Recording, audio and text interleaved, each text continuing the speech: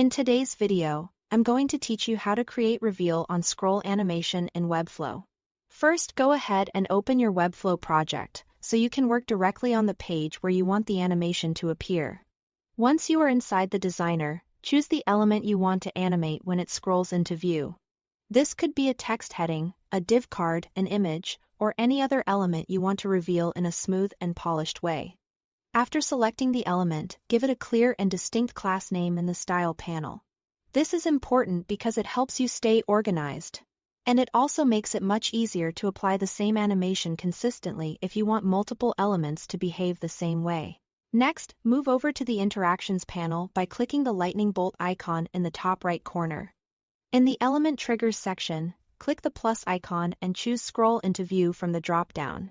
This tells Webflow that the animation should begin when the element enters the viewer's screen. Under the settings for when scrolled into view, open the Action drop-down and choose Start an Animation.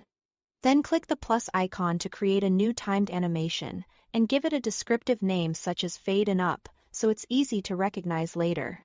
Now it's time to define the starting and ending states of the animation. In your new animation timeline, click the plus icon and add a move action. Set the y-axis to 50 pixels, or 4 rem. So the element starts slightly lower than its final position. Be sure to check Set as Initial State so Webflow knows this is how the element should appear before the animation begins. Then click the plus icon again. Add an opacity action, set it to 0%, and also mark that as the initial state. This creates the hidden, lowered starting point. To create the reveal, click farther to the right on the timeline, around the 0.5 second or 1 second mark. To place the second keyframe, add another move action and set the y-axis back to 0 pixels.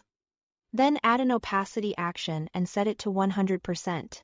Select both end state keyframes, change the easing to ease out or chord out, and set the duration to 0.8 seconds or 1 second for a smooth, silky transition.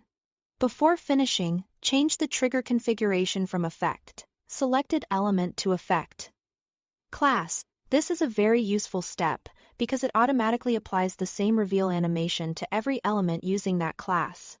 Now click Preview to see the effect inside Webflow.